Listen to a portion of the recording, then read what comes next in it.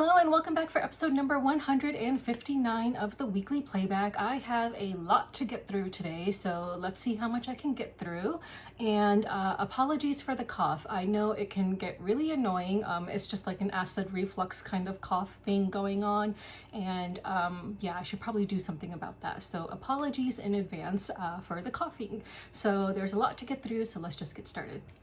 Let's talk about Covenant. This is a 2025 game for 1 to 4 players designed by German P. Milan, and the art is done by Enrique Fernandez Peliez, and it's published by Devir Games. And this is an advanced review copy that I received from Devir, and it's going to be one of their Spiel Essen 2025 releases in October. So in this game, you are basically dwarves and you are mining through this mountain, trying to collect resources, and you're just trying to gain glory points. So I'm going to start by showing you some of the main components that each player will have. So each player is going to have a bag filled with a bunch of components. So you will see that you will have these different dwarves, and different dwarves have different strength levels rather. So let me just show you the different strength levels of the dwarves, because that's going to be very important when you're playing this game. So where is the other dwarf? Here's a level. No, they're all the same levels. Where are the level 3s and 4s? Come on. Okay, here we go. So you'll see as the strength level of the dwarf increases, they will gain more and more armor. So for example, here's a level 1 strength dwarf, and then here's a level 2. So now it has a helmet. Then you'll look at level 3, and it's got even a more powerful or stronger helmet. And then finally, level 4, it's got like all this gold armor. So you will start with 4 level 1 dwarfs on your board that are available to use, and you will place them into your tavern. Here is a dungeon where you're going to be storing enemies that you defeat from the mountain. And we'll talk about that when we get to it. And the number of enemies you've defeated cannot surpass the number of keys you have by the time you get to the council phase. And I'll go over all of that when we get to it. But right now I just want to show you the different components. Down here, you're going to be storing resources. However, you do start with 2 of the spaces covered up. So you're going to start, where did those tiles go? Sorry, I put everything out here so that I could grab them easily, but now I don't even know where I put it. So you're going to start with these 2 spaces covered up, and you won't be able to uncover them until you forge new tiles. And we'll talk about how you do that in a little bit. Where did they go? I really have no idea where they are. But okay. Oh, here they are. Sorry. So each person starts with 2 of these covering up these bottom spaces. So at the start of the game, you only have the ability to store 4 resources. Over here, you're going to have a couple houses placed and a couple of your workshops. The pillars and gates will be on the main board, and you need to deliver resources in order to obtain your gates and pillars. And again, we'll talk about all of that when we get to it. Here, you'll just see the strength level you need to build certain things, and your player aid is going to be very helpful, and your player aid will tell you like what you'll gain for building different things on different tiles, and we'll get to all of that in a minute. Up here, you're going to have slots for king's coins, and we'll talk about how you obtain those and what that means. And then finally, these are your starting action tiles. So you start with 4 main actions available to you, which are transport.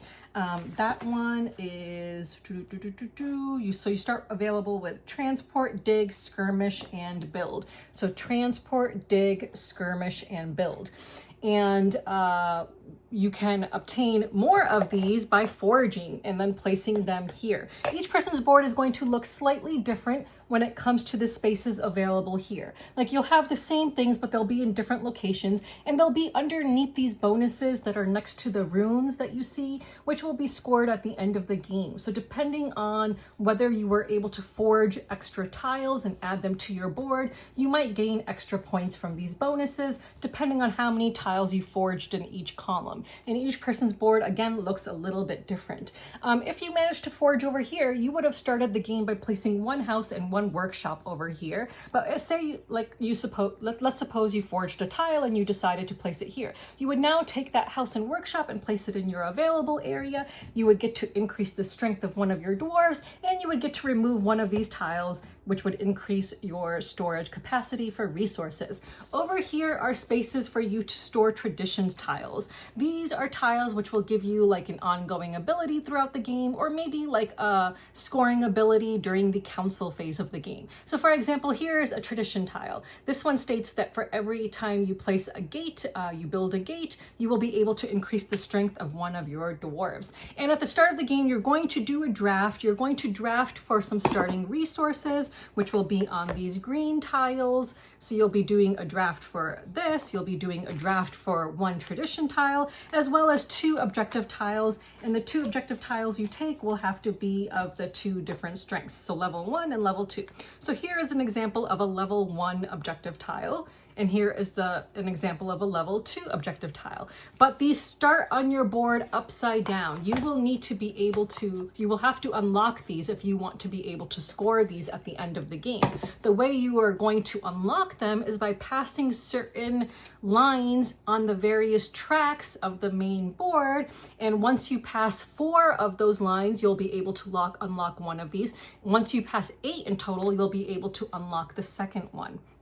So you can only have 2 of these, which you'll draft for at the start of the game in reverse player order. So you'll have the resource tile, the 2 objectives for, equal to the number of players, and then the tradition tiles, and then in reverse player order, you'll take 1 of those tiles. You can take them in any order you want, so you can take your tradition tile first, you can take your starting resource tile first, whatever. But at the end of the draft, each player is going to end up with 1 of each tile. Okay, then let's talk about the main board and the actions, and I guess we'll get into how to play. And I'll start showing you all the components as they come up. So the board is really big, so I'm not going to try to hold it up. So I will post a picture and refer to different sections of the board as they come up. So the main actions you can do in this game are to dig, skirmish, transport, and build.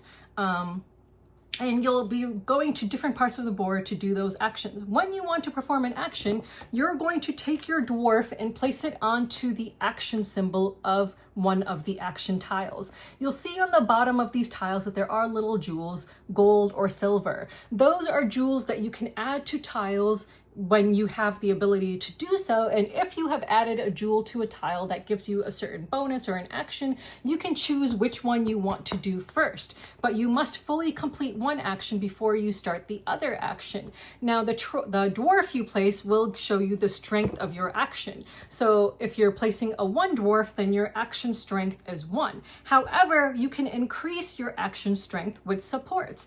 And you might have gained some supports at the start of the game with your starting resources. So for example, if this was my starting resource tile, I would have gained 1 iron, 1 gold. I would have gone up on this track 2 spaces. I would have gone up on this track 1 space, and I would have gained 2 supports. So supports are basically like ale or beer. I really don't know what they are, but these are supports, and they will give you a +1 or a +2 strength if you choose to use them. If you choose to increase the strength of a dwarf, you will place that support token right next to your dwarf, and then it must be discarded at the end of that turn. In 1 round, each player will get 4 turns. You're going to place all 4 of your dwarves in 1 round. There are 3 rounds in this game. And at the end of each round, you're going to have a council phase, and we'll talk about all of that when we get to it. So now let's go through the various actions. So one of the action symbols you'll see, but you do not start with this on your board. You would have to forge this tile in order to obtain it, is this read action. Reading means you can do any one of the other 4 basic actions, so it's basically a wild. You're going to want to forge new action spaces again so that you can unlock all of these different things, and so that you can have the ability to do the same action twice in 1 round rather than completing 1 action of each type in 1 single round. So the different actions are to dig. So when you dig, you would place your dwarf onto the pickaxe over here, and that would allow you to mine for resources in that section of the board. So you're going to see in the upper right-hand section of the board, there are some resource tiles placed out, which will be placed at the start of the game. And the resource tiles look like this. So they're rubble, basically, with some kind of resource on the other side. And depending on your action strength, you will be able to take one or more of those tiles. Let's suppose I used an action strength of 2. I could take one. I could either take the very first tile, which requires an action strength of 2, or I could take 2 of the other 4 tiles, which all require an action strength of 1. Now in this game, when you take something, at the end of your turn, tiles will be replenished. If there are arrows, that means you slide them down before replenishing. If there are no arrows, then you simply just replenish without sliding down. Once I've taken my resources and again stored them on my board, and you start with a capacity of only 4, then I'm able to do the thing on top. So you'll see on top, it indicates how many tiles you can reveal. How many spaces you can go up. So the first thing it reveals is how many spaces you can go down on the mining track. So the mining track is the blue track to the right hand side. So that will tell you how many spaces you can go down. So if you used only a strength of 1 or 2 to dig, then you can go down only 1 space on the mining track. If you used a strength of 3 to 4, you can go down 2 spaces on the mining track. If you used a strength of 5, you can go down 3 spaces on the mining track. And as you'll see, when you're going down a track, you'll hit those little gold ribbons with that star symbol on them. Those again are the things that you need to cross in order to unlock your objective tiles on your main board.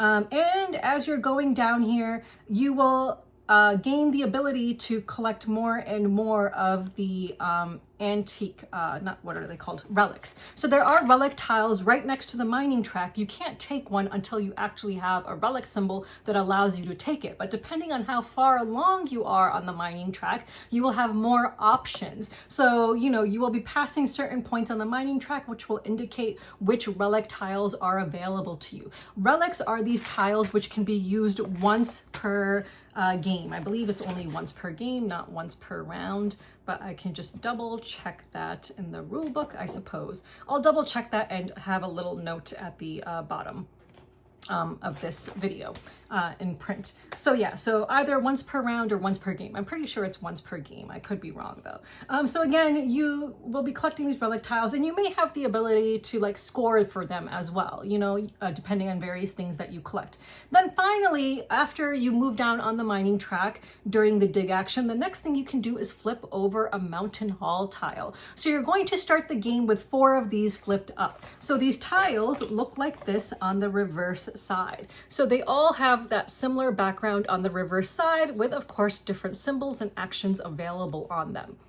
So you're going to start with 4 of them flipped over to start the game with. On the other side, you will see the 3 different types of territories you can have. You can have yellow, teal, or black, and you will see the 3 different types of crystals that you will see on these tiles. So of course, they're all going to be mixed and matched. So for example, this teal has a gold crystal, whereas this one has a blue crystal. So you're going to start with 4 of these revealed, and you'll start the game with enemies placed on them. Each tile indicates how many enemies will be placed on each tile. The different types of enemies that there are in this game are goblins, orcs, and trolls. So I'll just show you examples of each. So this is a goblin, which requires the least amount of strength to defeat.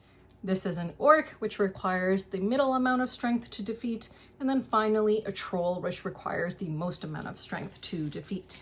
So you are going to start the game with 4 tiles revealed, and the board indicates where those tiles are. They're all connected to each other with enemies on them. So when you do the dig action, you can now reveal a tile that is adjacent to an already revealed tile. But before you flip it over, you get to do the thing that is on that tile. So for example, let's suppose I decided to reveal, let's find a good one here. This one.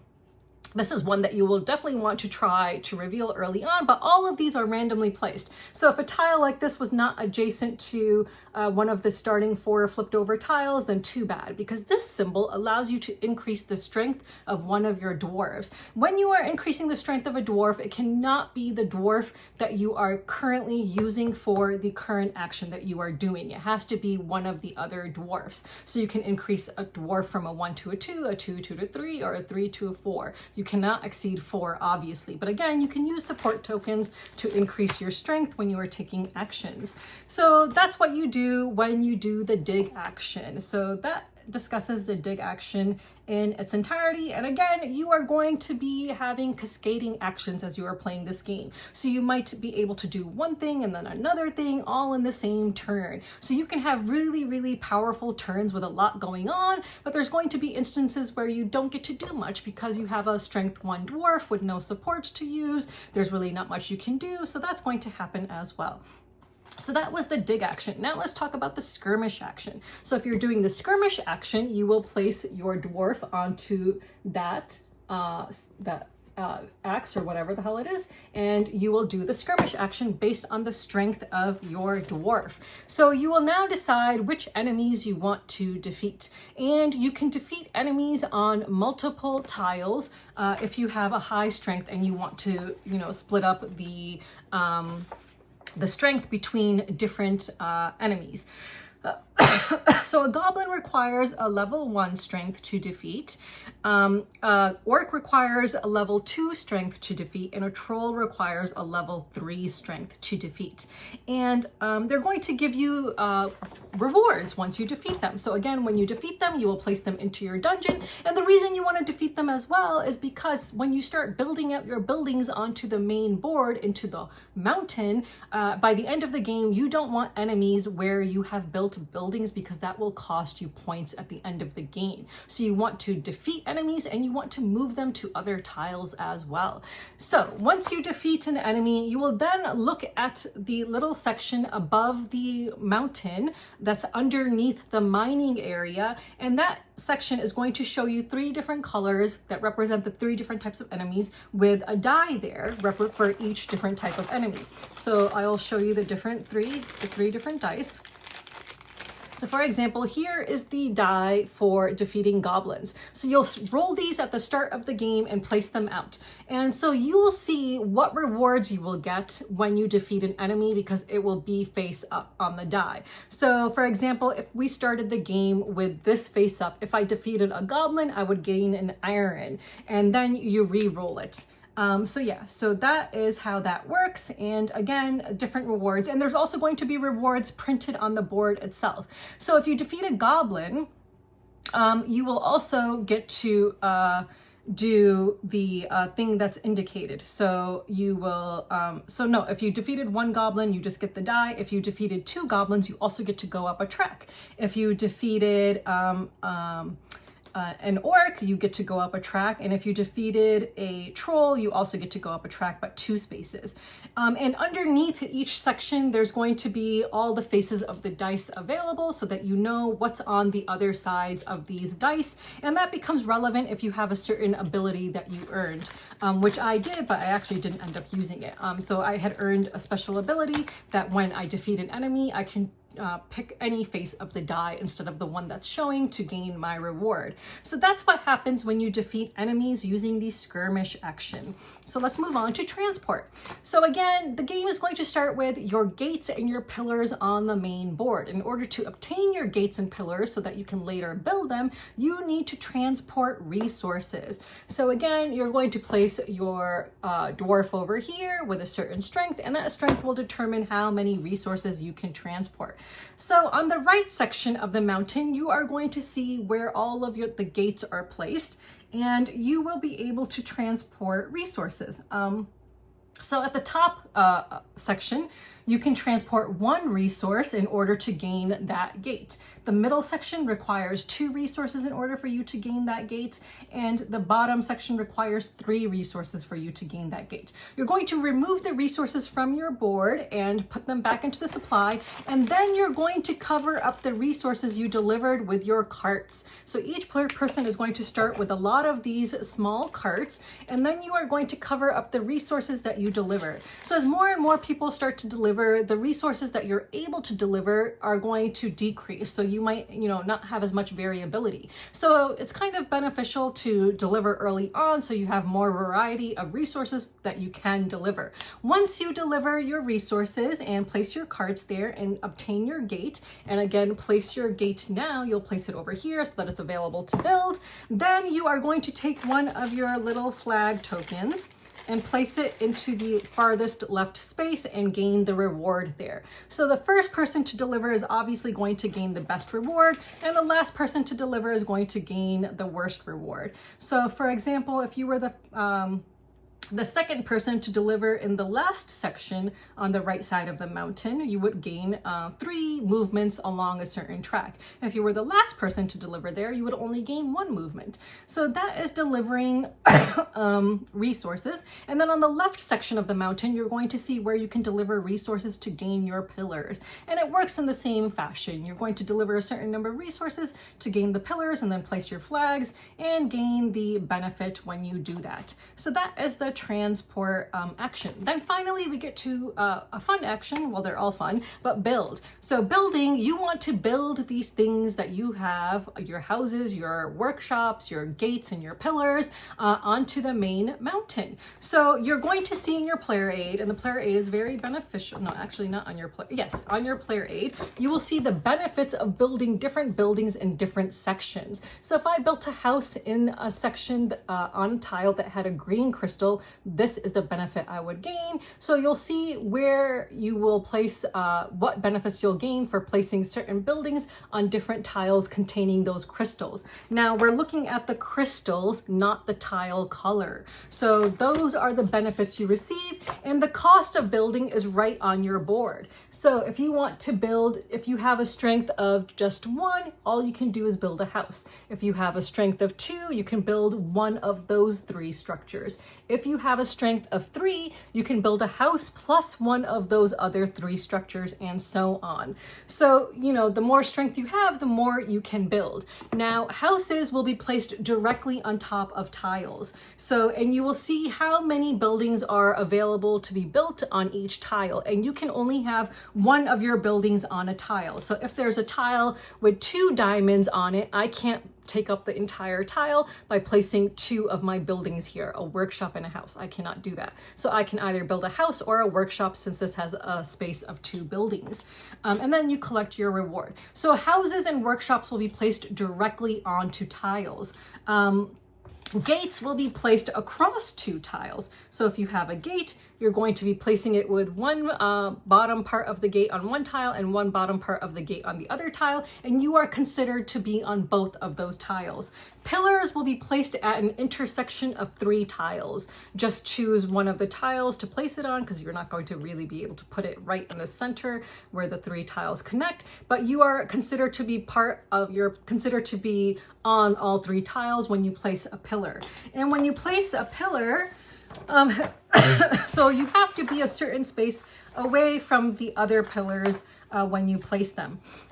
So for example, let's just double check. So yeah, pillars, they need to have more than 1 tile side of separation when you place them. And gates, you can place gates that connect to adjacent face of halls as long as there is not already any other gate on either of those halls. So those are the rules for placing pillars and gates. And again, you will gain your rewards over here. And then as well, you'll check at the end of the game to see if there's any enemies where you placed your buildings. And if there are, you will lose points for that. But we'll talk about end game scoring. But before we talk about end game scoring, we'll also talk about the council phase, because that's going to be important. So that is the build action. So let's just look at the main board and see if there's anything I didn't discuss. Okay, so there's a number of other things that you'll see on the board, which will come up in a variety of ways. So at the top left of the board, you're going to see the King's Throne. When you're delivering resources, if you have an excess of resources you can deliver, the excess will go to the King's Throne, and then whoever has the most carts in the King's Throne will gain the most number of points at the end of the game. So that's just a way for you to maybe gain more points at the end of the game. So that's nice. There's really no other benefit to delivering to the throne. So if you're the person with the most carts in the King's Throne at the end of the game, you'll get 6 points. The second person will get 3, and then the last two will gain 1 point. Along the King's Throne, you'll see more tradition tiles. Anytime you see a symbol that allows you to take a tradition tile, you will take one of those tiles. The top two will cost you points if you want to take them, and then they will refill and you'll push them down. So if you wanted the top tile, it would cost you 2 points, the second tile 1 point, but the bottom two would not cost you any points. And again, traditions tiles are those tiles that may give you points during the council phase, such as this one, like an ability or points during the council phase, so one or the other, or it may give you some ongoing ability. So again, you can have a total of 4 traditions tiles in total, and you start the game with 1. If you have 4 and you would collect another one, you remove one of them and then place another one in. So those are the tiles. And then on the bottom left of the board, you're going to see 3 gray tiles, and those correspond to the different end of round council phases. And I'll talk about those in a minute. And then finally, at the bottom of the board are the tiles that you can forge. Now, in order to forge, you need to come across the forge symbol. So the forge symbol looks like, let me see if I can find it somewhere here, forge a tool. So in order to forge more tools, you need to get that symbol somewhere so that you can then add new tiles to your player board. And by adding new tools to your player board, you will gain the benefits on the spot that you are placing that tool. So that is the forge symbol, and each tool is going to cost you 1 iron plus the resource that's indicated on the tool itself. So let's suppose I wanted to build this, it would cost me 1 iron plus 1 blue crystal. And then I would decide where I want to place it. And then finally, next to that, you see the king's coins. If you see a symbol allowing you to take a king's coin, you can take one. The first one is free, then the next one costs 1 point, then the next one costs 2 points, and then the last one costs 3 points. So they will slide down and replenish after you take one. Now, when you take one of these, you are going to place it into the top section of your board. You do not gain the benefit that's on the coin when you take it. What you do gain is the benefit of the slot where you placed it. So let's suppose I obtained this king's coin and I placed it here during a turn. I can now obtain a jewel and place it onto one of the matching spaces. So this one indicates I can take either color jewel, so a gold or a silver, and place it onto a tool of mine. So that's what that means. So you will activate the ability that is indicated below where you place your coin when you do that. And then finally, at the very bottom right of the board is where you see those jewels that you can obtain. And they do cost resources. So you will see that they cost points as well as some kind of a resource. And the reason that they cost that much is because they're going to give you an ongoing boost of some kind whenever you use that tool to take an action. So now we've gone over all the sections of the board. I did mention that there's a mining track that you can advance on. There's also the red track at the top of the board that you can advance on. That's going to give you mostly traditions tiles and the ability to increase the strength of your dwarves. And then the left track that goes down, the brown looking one, that's going to give you the ability to collect those king's coins. So again, let's just talk about, go over a quick overview of this game. The game is, then I'll go over the council phase after I just do the quick overview. So starting with the start player, they're going to place down a dwarf on one of their tools in the upper left corner and then do their action. If they have a jewel, then they can do both things, but you must fully complete one before you do the other. And again, the actions you can do are to dig, skirmish, transport, and build. And you're going to have cascading actions in a lot of cases. You're going to be able to do other things, and so you're just going to need to keep track of all the things, the benefits and actions you're gaining in order to make sure that you complete everything and gain all the rewards that you can possibly gain. After everyone has placed down all 4 of their dwarves, so after the first player places 1 dwarf, then the second player, then the third player, then the fourth player, then back to the first player for their second dwarf, and so on. So you're going to do this until every player has placed their 4 dwarves. Then you have the council phase. So during the council phase, at the same time, you will return all your dwarves to your tavern. Then in turn order, you will collect rewards from the king's coins. So this is where you will collect rewards from the actual coin. Now, if during the council phase you obtain one of these, you do not get the reward from the coin at that time. So it says, So then you will collect the rewards from this, but not from spaces where they are placed. After collecting these rewards, the tradition tiles that trigger during the council phase are activated. So again, if you have a tradition tile that activates during this round, you can now activate it. For example, this one, and this symbol indicates council phase. So any tile that has that fire symbol means council phase, and you will activate it. Then at the same time, you will check how many enemies you have in your dungeon and discard enemies exceeding the amount of keys. So 1 enemy per key. So to start the game with 2 keys, and you need to obtain your other keys by placing tools over here, because there will be 2 key tiles, and you can obtain those by placing tools. And then after discarding your enemies that you cannot keep, then you will gain points for your enemies. So you will gain 1 point for every 2 goblins, 1 point for each orc, and 1 point for each troll. Then in turn order, you will gain points for the current project tile and previous ones. So this is where I mentioned that at the bottom left of the board, where the council phase tracker is, you're going to see these gray tiles, which will be randomly placed at the start of the game. You're going to look at the topmost tile at the end of council phase 1 and get points from it. So for example, if this was the tile at the top most part, actually, sorry, they are they do have different values. So there's a bunch of different tiles with a value 1, a value 2, and a value 3. So you're going to put a value 1 at the top, a value 2 in the center, and a value 3 at the bottom. So let me just try to find a value 1 tile. Oh, here's a value 1. So during the council phase, if you had a workshop in a tile with a blue crystal, you would gain 1 point for each one. If you had a house in a yellow tile, you would gain 2 points. So all the players will check to see if they gain points from that tile.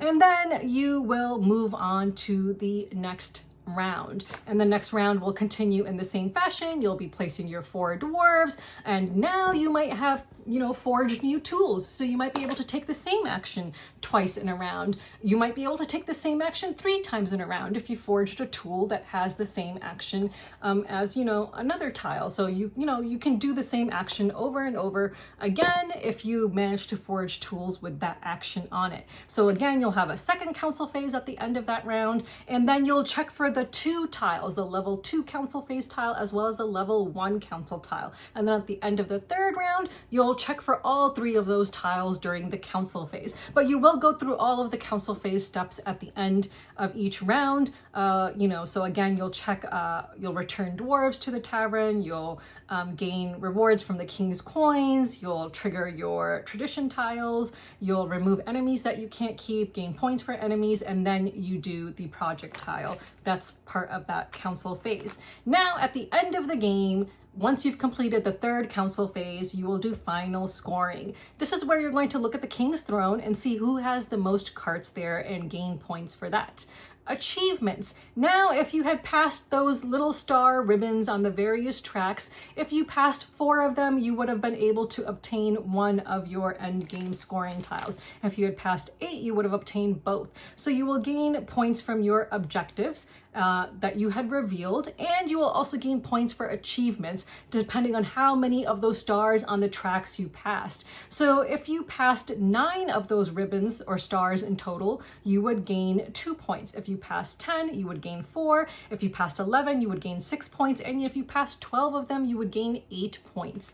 And then, so we already talked about objective tiles. You'll gain points from that. Then enemies in the mountain. You will lose 2 points for every hall where you have a presence and at least 1 enemy present. So again, you want to do the skirmish action so that you can put enemies in your dungeons, gain points for those during the council phase, but also so that you don't lose 2 points for each enemy where you have a presence in the halls. Tools. You will gain points based on the forged tools in each column. So this is where you're going to look at the bonus of each column. And again, each person's board is going to be a little bit different. They will have these bonuses in different columns. So if you placed 2 tools here, you would multiply 2 by the number of whatever this is indicating to gain that number of points. So let's just talk about what they are so I can tell you what the bonuses are that you would get from tools. So let me just find that section. Okay, so the rune that looks like this, that it means that for each different type of relic you have, whether it was used or not, you gain as many glory points as the number of forged tools in this column. So again, you're going to multiply the number of tools by the thing in order to see how many points you get. The rune that looks like an R for each enemy of any type held in your clan's dungeons grants you as many glory points as the number of forged tools in this column, a maximum of 2 glory points per enemy. And everything is going to be a maximum of 2 glory points because you can only place up to 2 forged tools in each column. The rune that looks like a T, each district, and a district is a tile, can be one tile of a single color in its own grouping, or it can be like a collection of tiles that are adjacent to each other of the same color. So for example, here's a yellow district, here's another yellow district, and so on. So districts are tiles that are grouped together of the same color. So this rune says each district in which you have a presence, at least one building, grants you as many glory points as the number of forged tools in this column. Keep in mind that a pillar can create a presence within 3 different districts and a gate within 2 different districts. And then finally, the rune that looks like an F, each monumental construction, a pillar or a gate that is on your clan board or that you have built in the halls of the mountain grants you as many glory points as the number of forged tools in this column. And then finally, after scoring for those runes, based on how many forged tools you have, you will score for extra resources and supports. You will gain 1 glory point for every 3 combined units of support and resources. And then whoever has the most points will win. It says in the case of a tie, whoever completed the most achievements is the winner, meaning whoever passed the most of those gold stars on the various tracks would be the winner. If there is still a tie, then the victory is shared. And yeah, so that's it. So that is Covenant. So it seems like a lot when you're going over the rule book, but honestly, once you break it down to the different actions and realize that that's just going to cascade and cause you to trigger a whole bunch of different things, it becomes super easy. So yeah, so it will take a little bit of time to go through the rule book and all of the actions. I recommend just, getting a basic idea of what the actions are and then going over each detail in each section in detail. But yeah, it's a fairly simple game once you learn how it works, like the flow of the game, and it's a very good game. If you were a fan of Bitoku, which was designed by Germain P. Milan as well, that also had a bunch of different cascading actions and abilities and so on. It's very similar to that, honestly, very similar to that. But I really, really love this game. I just loved everything about it. It's a winner in my book. It was just a lot of fun trying to figure out what you want to do, trying to maximize your turns and get the most out of each turn. Though there were many turns where I really couldn't maximize because I had a level 1 dwarf. So it's just really fun to just puzzle out how to get what you need to be able to maximize each turn. Now the scores at the end of our game were 36, 38, 56, and 58. So I won by 2 points, which was very awesome because I don't win games often, but I did win this one and I was very proud of myself. So yeah, so I really love this game and I would highly recommend it. But again, I must, have a disclaimer that this was a review copy, but that does not influence my view of this game. There are definitely Devir games that just did not, that I just wasn't as big a fan of, but I'm definitely a huge fan of this game and would recommend it if that sounds like your kind of thing. So if it sounds like your kind of thing, then you should check it out at Spiel Essen. It will be available there. So that was Covenant, and again, thank you so much to Devir for sending me an advanced review copy. So let's move on. Another game I played recently is Trinket Trove. This is a 2025 game for 2 to 6 players, designed by Rocco Privitera, and the art is done by Sandara Tang, and it's published by Gamehead. And this is a copy which I purchased on my own, though I did receive 3 other games from the same publisher as review copies, which I did discuss in a previous video, all in the same video, I believe. But out of all of the games I've now played from this publisher, this is by far my favorite. So this game is a set collection game, also a bidding game. So you are going to have a bunch of, and I didn't shuffle these cards, I literally just bought this on Friday after playing this game. So I played it with another copy, not my own. So these cards are not shuffled, but you're going to see a bunch of different items, and you're going to be trying to collect items with, you know, the same items so that you can gain the most points at the end of the game. But you're also bidding with the items that you have. So each person is going to have a cute little creature that indicates it's them. And each creature is going to have just, you know, their name and image on one side, and then on the other side, the same thing, but a number 0. And we'll talk about why you have that on the other side when we start talking about how to play. So just super duper adorable. And I dropped a tile, but I'll get it later.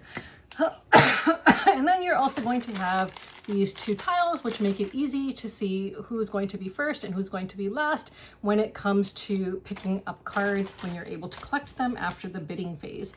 So you're going to start with a certain number of cards in hand, and for setup, the first round, you're going to first prepare a timer deck. So the timer deck is going to have a certain number of cards in it, which will indicate how many rounds there are. And I believe in a 4-player game, it was 6 cards, if I remember correctly. So 6 rounds in total, but it goes very quickly. But I can just double check that as well. Well, I'm not gonna spend too much time finding it, but I believe it was 6 cards. Yeah. So yeah. Actually, the timer deck is with 6 cards. Yeah, or 10 cards in a 5 or 6 player game. So if you're playing 5 or 6 player games, then it will be 10 cards. Otherwise, it's 6 cards. Then, you know, of course, you're going to shuffle all of these cards, and then you're going to reveal as many cards as there are the number of players. And then on the first card, you're going to take the card from one of the cards from the timer deck and place it with that card. Now you have the various cards that you are bidding on. And again, you will start with a certain number of cards in hand. So you are going to use your own cards to bid. And then if you are the winning bidder, you will be able to select from 2 of the various groups of cards, whether all on the top row that were laid out at the start of that round, or from one of the sets of cards that a player put down. So for example, let's suppose I bid this. That is a bid of 14, and let's suppose I won because I had the highest bid. I would not be able to pick up these cards because I bid with these cards. That's where your player tokens come in handy. So you're going to place your bid with your player token on top of it. If you want to bid 0, because there's nothing that appeals to you, or you're just happy to get whatever and be the last player, then you would simply place down a 0 like this, and you would draw randomly a card from the deck and place it underneath this. So after everyone has placed their bids, you're now going to determine order for selecting cards, and you're going to place them between the first and the last tiles. So then once you're selecting, you're going to take a set of cards, 2 sets of cards that are existing, and that can be a set that a player bid in that round, or it can be like cards that are on top that were laid out at the start of the round. So, you know, it can be either 2 sets of cards that players bid, or it could be 2 sets of cards that were laid out at the top, whatever it is. So you're going to be using cards from your own hand to bid, but also collecting cards in your hand so that you create sets for the end of the game so that you can score mega points. So you're going to continue in that fashion for 6 rounds. And again, the highest winning bidder will get to go first, but you can never take the cards that you bid in that round. But you will always gain at least 2 cards when you collect cards when it's your turn to collect. Then at the end of 6 rounds, you're going to create your sets and see who has the most points, and that will be the winner. It's a very simple game, but very clever in that you are bidding using the cards in your own hand, and that those are the same cards that will be used to create sets. So I'll just show you some examples of different cards. So like the bell, and there will be 2 full sets of each item in the game. So the bell shows you that there's 2 cards in total, but there's going to be a total of 4 cards because there's 2 sets in total. So if you have 1 bell, you would gain 10 points. If you have 2 bells, you would gain 30 points. The thimble, it goes from 1 card at 5 points to 2 cards at 35 points, which is crazy. You've got the button. Button is pretty average in terms of points. You've got gear, also I would say pretty average. You've got the shell. I'm not going to show the shell. Key, you start getting into some higher level points. If you have 4 keys, you would gain 70 points. Marbles, I was going for marbles. If you have 5 marbles, you would gain 80 points. Bottle caps, if you have 5, you would gain 90 points. Crayons are a little bit interesting because if you have just a couple of them, you can gain points, but if you have 3 of them, you will get 0. But if you manage to collect more than 3, then you will start getting into some mega points. So the crayons are a little bit interesting. Gems, I was also going for gems. Those can give you up to 125 points if you have 6 of them. Then finally, feathers, if you have 7, well, not finally because there's still more to show you, but if you have 7 feathers, you can gain 145 points. And if you have 7 lures, you can gain 175 points. So this is where my desire to get cute things failed me yet again. So, you know, I started the game with like a couple lures and this and that. And I was like, oh, the lures are ugly. I don't want those. So I was going for the cute, pretty items, which of course, you know, did not prove to be a good strategy. And I've realized something. Like I've realized that when I'm playing games that are not cute and pretty and I actually focus on strategy and the game, then I have a pretty good chance of winning. Like I won to Kenu, which I did not think was cute last week. I won this game Covenant, which I did not think was cute, and there weren't like cute items that I was going for or cute characters that I was going for, and I won. So I'm starting to see the pattern here. If I'm playing a cute game, I tend to lose. Like when I played A Place for All My Books, I've played that twice, and both times I was going for cute things, and both times I lost miserably. So I need to just stop going for cute things, and then maybe I'll win. So I'm gonna keep an eye on this and see if that's actually the pattern. Like maybe I actually am good at board games, except for when I'm going for cute things and forget about strategy and just focus on the cuteness. So we're gonna keep an eye on that and see what happens with that. But yeah, that is Trinket Trove. So again, this is not a review copy, it's a copy I purchased on my own, but I did receive other games from this publisher as review copies. But this by far is my favorite. I just really, really like this game, and after playing it, I was like, I need a copy of my own. It's cute, it's quick, and it's easy, but still very interesting. Like it's an interesting bidding game, and I really enjoyed it. So yeah, so if that sounds like something you're interested in, then you should check it out. So let's move on. Now, last week I said I was expecting a number of deliveries this week, and holy crap, I underestimated the amount of stuff that I received in the last week. It is a lot, like way too much. So we'll see how much I get through. So I already showed you guys Covenant, which was a game that I received in this last week, and we discussed a detailed how to play of that. So some other games that I received from Devir. So another game that I received from Devir that I'm really looking forward to playing is the White Castle Duel. So really, really looking forward to playing this. I'm not sure if this is a Spiel Essen release or it's available right now, but basically it's a 2-player version of the White Castle, or White Castle. Well, the White Castle is actually the White Castle. So yeah, it's a 2-player version of the game. So I'm not going to go into great detail because I have so much to get through, but each player will have a board that looks like this, and then there's going to be a main board that looks like this. So freaking pretty. Oh my god, so pretty. I'm really looking forward to playing this. There's going to be a bunch of different tiles and stuff, a bunch of different cards and resources and things like that, and these are the different player components. So yeah, so like I said, not going into major detail because I have a lot to get through. So that arrived, so I'm really looking forward to playing this, and this is a review copy from Devir. Devir also sent me another big game, which I haven't even opened yet, and I'm not going to at the moment, but that is her Phoenix New Horizon, and this is designed by Jorge Barroso and J.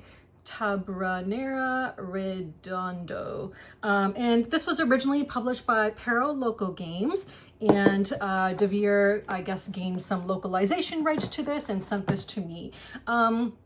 So this looks like an interesting game. The artwork doesn't appeal to me, but based on the reviews that I saw on BGG, it's supposed to be a really good game. So looking forward to playing that. And then I received some smaller box games as well from Devir. So I received this game, which looks really cute. It's got these really pretty koi fish and kites and stuff, and considering I have a pond with koi fish in it, this appeals to me and I would like to, play it. So it's just got some really pretty cards in this game.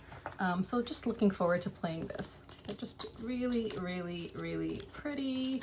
So yeah, and Love that new smell, that new board game card smell. So good. Okay, so this arrived. It also includes a couple little tokens. Two other small games that I received from Devir are Deep Dreams and The Guest. So those are two other small games that I received, and I think this one has good reviews, I think. I think it's like some kind of a social deduction game or something like that. So yeah, this one's for 5 to 12 players, so that's pretty cool. I might take that to Spiel and see if people want to play that, if we have a big group at the end of the night or something. So those are all the games that arrived from Devir. Now let me show you a new arrival from Osprey Games. And Osprey Games has a new marketing person, so I'm a little bit sad that I didn't get to finish the trilogy with a 1 minute or an overview video, because I was hired to do an overview video for the first 2 games in the trilogy, which were Merv and Sencore, but they did not ask me to do an overview video for the final game in the trilogy because there's a new marketing person, but oh well. And that is Ayar, and I'm really looking forward to playing this, even though I won't be doing an overview video for it. So this game, Ayar, the Children of the Sun, has a South American theme, and the last 2, I don't think Sencore even had an insert, if I remember correctly. I'm pretty sure Merv did not, but this game has a really nice insert. So let me just show you. So yeah, so they really upped their game with this beautiful insert. And once you remove the board and the player boards, I just want to show you again because it's really, really nice. So yeah, so the board actually is not too humongous, so I'm just going to show you the main board. So this is the main board. It's so beautiful. And there's also another smaller board that goes along with it, which is double-sided, and I think each side is a little bit different. And then there is, there are these player boards, and they all have a reverse side as well. So I'm assuming the reverse side could be for a solo mode or something. And then there's a bunch of different like tiles and stuff. And again, really loving the insert, and really loving these tokens with these llamas on them. So cool. And I really love the reverse nighttime side as well. So there's those. There's a whole bunch of different tokens and tiles. And then the bottom of the insert is really nice because you can put all of the player components into one section. And each player does have a number of components. So I'll just show you an example of one player's components. So each player is going to have these different meeples of different colors. So I think you're just going to be using them on your own player board because all the players have the same colors for those. Then each player is going to have a number of like little houses or whatever, and a bunch of these tokens. Each player is going to have these tiles in their own colors. And then each player is going to have this point tracker, I'm assuming, which is so freaking cool. And then each player is going to have something like this. And again, each player is going to have their own player board. So that is very cool. And then there are some components in the center as well that I'm just not going to bother showing right now because I have a lot to get through. So just really, really loving this insert. I think it is really awesome, and made me wish that the previous games had really nice inserts too. And it does come with a baggie, which is going to be used for something. So that was a new arrival. And I'm going to pause the video while I pick up the other stuff that arrived because it is very big. So 1 second. Okay, another new arrival is Apistocracy, and I hope I'm pronouncing that correctly. And I did receive this as, so I really messed up. So first, I received it as a review copy. So I had my pledge manager credited with a copy of the game.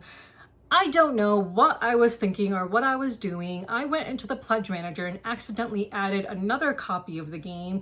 I really don't understand what I was doing. So I received 2 copies of the base game because I paid way. So even after the credits from the publisher to get a review copy, I then paid for an additional copy of the game plus an expansion because the expansion wasn't included as a review copy.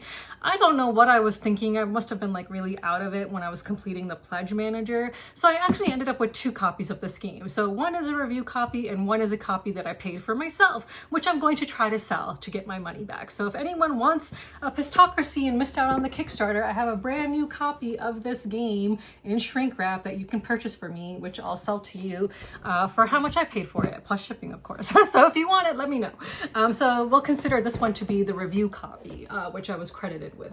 And the inside of the box is so freaking pretty. Oh, I love it. I love it. I love it. Okay, so this game, You know, kind of has obsession vibes. It's just so freaking gorgeous. I love it. Ugh, I love the colors. I love everything about it. So here is the main board. Just so freaking pretty. And then there's another board here. And there's a reverse side to this. And then the inside of the box, I have to show you. It's really interesting because each player is going to have their own envelope with all of their stuff in it. So each player will be given an envelope which has their own player board in it and various pieces. So I'm going to find the purple one because I like the purple one, of course. So I'm going to show you the purple one. So you're going to open up your envelope and you will have your own player board. I mean, look at that. Like, that is just so freaking cool. And this is dual layered. Like, what? This is just so freaking cool. And then you have your other components. I didn't put the starting cards in here, so I still need to do those. I was thinking of maybe sleeving it, which is why I didn't do that. So I had to put together these fans, which are the player aids. Like, how freaking cool is that? Like, so freaking cool. Like, just, like, very cool. And then it just, you know, includes these like wooden tokens and some other tiles and stuff like that. So that's, yeah, like a player's envelope, including all the stuff that they need. And it would be so cool if all games did that, right? If all games just had like an envelope that you can put all of the players' stuff in. Like, how freaking cool would that be? And then it just includes, so I got one of the expansions. I got the Masquerade expansion. I did not get the other expansion, whatever that was. I don't know, in my mind, maybe I was thinking I was doing that, and instead I ended up with another whole copy of the base game. I really don't know what I was doing. So you got these tiles. So cool. Just a bunch of different components. I'm not going to go through those, but you can see some of the gold foiling on these, which is so freaking cool. That's really nice. I think this is the first player marker. I really don't know, but like you can see the front on one side and the back on the other side. Really nice. And then just a bunch of cards. And like I said, I haven't sorted out the cards yet. And so that's going to include a bunch of like different player cards as well. And I really have no clue how to play this game, and I hope it's good because this is one of those games where I just did not look at any play videos, overview videos, or anything. So I actually really don't know anything about it. I just knew that I wanted it. So hopefully it will be good. So yeah, and I think I showed you the boards already. Yes, I did. So yeah, so that arrived, and I'm really looking forward to playing this. And I know that a friend of mine who I game with regularly also, he backed this. So hopefully we will get to play soon. And also the game design and art is by the same person, Heather Dixon. So very cool. Just such a freaking gorgeous box. Oh my God, I love it. So beautiful. Okay, and then the other thing that arrived was my review copy of Luthier, and which I did cover for its Kickstarter. So I was credited with just the deluxe version of the game, but I did add on a couple of things. So I added on the enamel inspiration tokens as well as like the engraved player pieces, but I did not add on like the miniature instruments. Like that just seemed excessive. So I did, so most of this was paid for by the publisher as part of the contract for creating an overview video of this game, but I did add on a lot of stuff. The rule book is just this really nice linen finish, just beautiful. And there's also this, like I have another whole book. So, oh yeah, and I think I can't remember if it came with it or not, the deluxe edition. Maybe it came with it. All the deluxe components, I can't remember. But yeah, there's all these metal coins. And then there's these like deluxe pieces for the various resources. Like wood actually looks like wood. I think this is bone or some kind of animal product of some kind. I really don't know. And then you've got your metal. And then your inspiration tokens, which I believe I added on and paid for separately. These are really nice. So very chunky pieces. So there's two of these. They're both, all got the same stuff in them. And then you have to keep this in the box if you did not get the metal standees because it helps to keep things in place. I'm just going to show you one set of player stuff, and then the rest I'm not going to show you because there's just too much. But here is just one set of players tokens and things like that. So it comes with this nice insert. And again, I backed these like chunky kind of like, I don't know if they're clay or what they are, but I backed those. I paid for those myself, but everything else I think was included with the pledge that I was given for covering this game, I think. And then there's just really nice, beautiful dual layered player boards and just, yeah, just a bunch of other stuff really, and just a bunch of cards and stuff. So again, not gonna show everything just because it's a lot. So yeah, so that arrived, and now I think I've gone through everything. Oh, except one thing I do want to show, one more thing. So I received this, and then finally I received a really nice gift from a fan of the show, and that is really cool. So let me just show that to you guys. So a fan of the show sent me these really cool items. So firstly, he sent me a really nice insert for Rebel Princess, which is really awesome. So, because before it was just like everything was just kind of a mess in there, but this insert allows you to store all the cards and tiles sleeve. So it's really nice. So I'm just going to show it to you. So the insert looks like this. So when you remove all of these cards, then underneath you have the tiles. Like, just a very, very cool insert. So just really grateful to him for making that for me. So thank you, Arthur. And then Arthur also sent me a bunch of cool stuff, which I'll just show.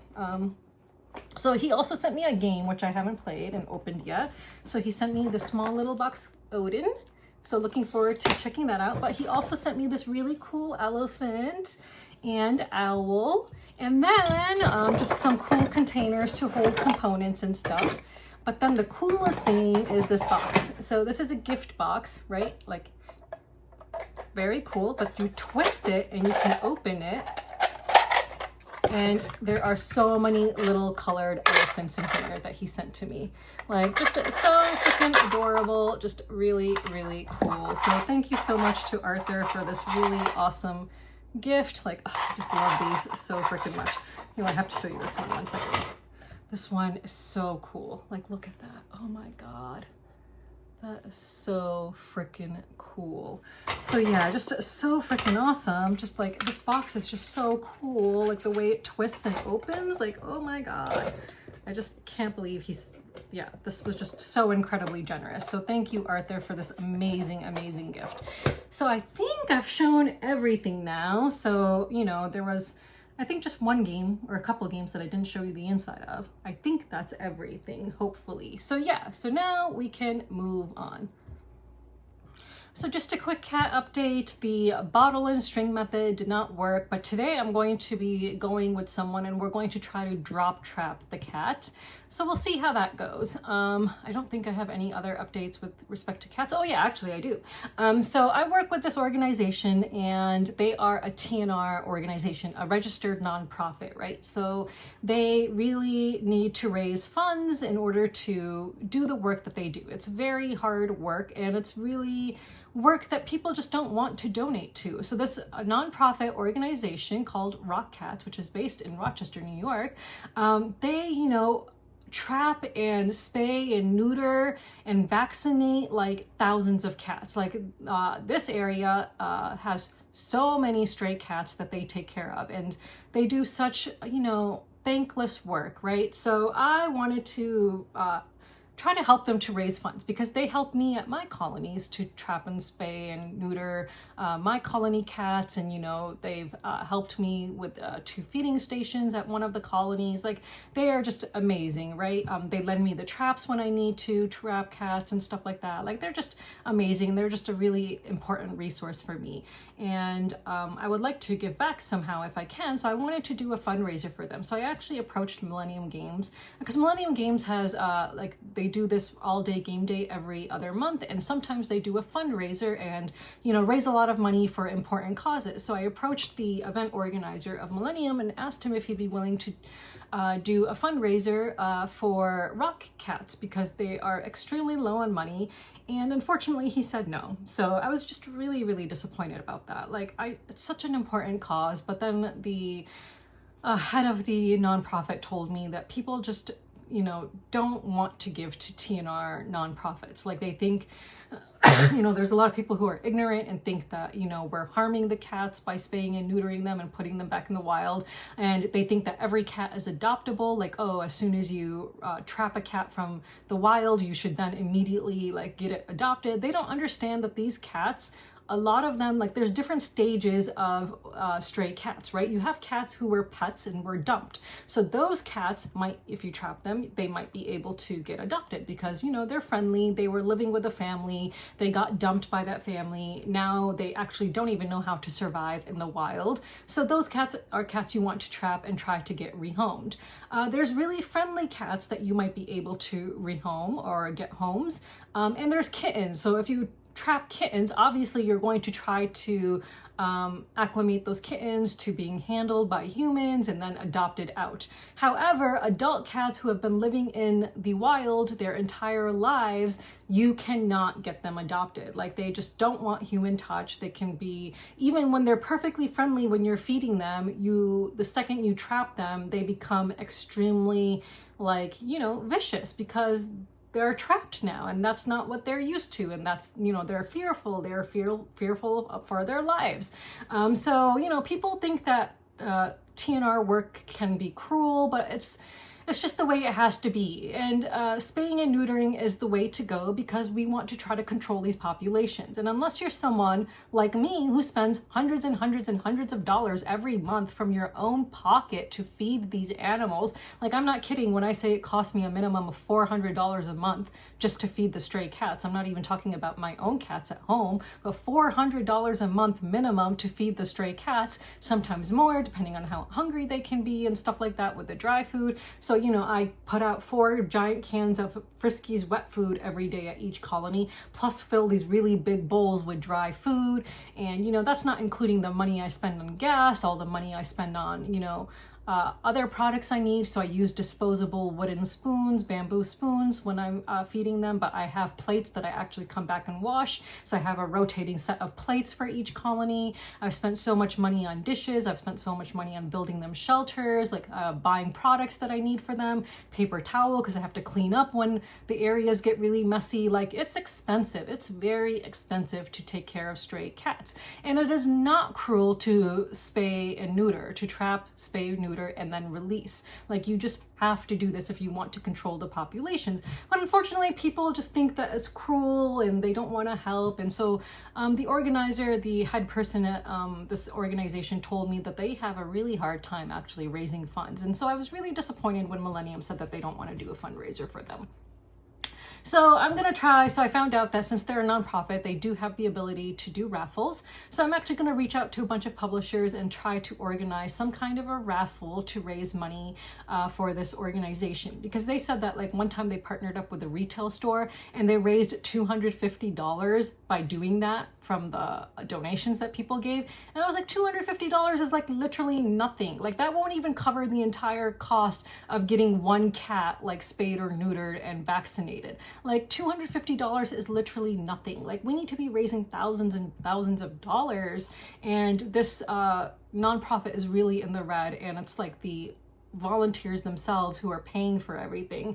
So I'm going to try to reach out to publishers and see if they would be willing to donate like a big grouping of games and sell raffle tickets. Like you could buy a raffle ticket to try to enter like a big box of games from one publisher, or buy a raffle ticket to try to win another big box from another publisher. And I would, you know, I'm going to reach out to them and see if they'll be willing to ship out the games so that the cost on shipping is also on them. It's for a really good cause. So I really hope and pray that publishers will want to get on board with this. But given the response from Millennium Games already, even when I was offering to do all the work myself, I was like, I'll reach out to publishers, I'll reach out and see if people want to donate games. And all Millennium would really need to do is just let me speak at one of the all-day game days and announce what we're raising money for people to enter raffles, and they said no. So super duper disappointing. We'll see. They did say that they'd be willing to donate games if I partner up with some other store or something, but us shipping the games ourselves would just be a lot of work. So I'm gonna instead reach out to publishers and see if I can, arrange something that I just mentioned. But let me know if you have any ideas about how to raise money for this nonprofit, because they are in dire need of funds, and I really want to help them. Like, they've really helped me in a lot of instances, and I really want to help them. So if you have any thoughts, please let me know. So that is the cat update. So let's move on. So for Fiction Book Club today, we were supposed to read chapters 37, 38, 39, and 40, and I have to refresh my memory about what happened. So I think what happened was we learned the extent of the damage that they caused when they went and destroyed some construction stuff. And I think it was like in the millions, which is insane, like not what I was expecting. Like millions of dollars. Like, okay, that was a huge surprise. Like, I don't even know what they did to cause that much damage, but that was really interesting. What else? There was that whole section about voting and who Justice is going to vote for. Like, this person comes, you know, is going around door to door to try to get people to vote for the Democratic Party. And then you get this whole like backstory about like, okay, who won the election, when that was, and how the Democrats have been in power for like 20 some years, I think, at the time that this book takes place, and the Democratic Party is no better than the Republican Party. So again, it's the author really putting all of their views into this book and just trying to get us to understand their views. And I agree with the author's views, because I'm one of those people who always says that the Democratic Party is also shit. Like, the Democratic and Republican parties are both absolutely shit. So I totally agree with the author's views, but again, it's like just so much of it in this book, and it's really, I think that this whole book is just the author just wanting to put everything that they believe in into one book. And it really just doesn't read like a fiction book in a lot of ways. It's like just being like, it's just like learning a lot of stuff with the characters as kind of in the background, to be honest. So I'm not really sure I'm the biggest fan of this book, but at least we're more than halfway through. And then in chapter 40, one of the girls who's staying at the compound, whatever it's called, I can't even remember the name now, is raped. And so you learn a little bit about that, and that was just really awful. But, you know, the author, I think, is just trying to show the realities of different situations, and we learn a lot. Like, we learn that there's a bunch of homeless people or houseless people who go and stay here just because, you know, it's giving them shelter, it's giving them food, but, you know, there's crime happening as well. So this is reality. So we're seeing reality happening here. And then we learn something awful about fish, which was, yeah, pretty awful, that fish are red, which was really not fun to read about. So yeah, so that was awful. But yeah, so I mean, we're getting to the end, and I'm just really curious what's going to happen, because it just seems like every chapter is just another chapter about the author just, you know, throwing in more of their views, and it's just, you know, kind of losing focus sometimes, I feel like. So for the next week, please read chapters 41, 42, 43, and 44. And we're getting there. We're seriously getting there, so that's good. I think we just have a few more sessions left and we'll be done with this book. So let me know your thoughts in the comments below, and let's move on.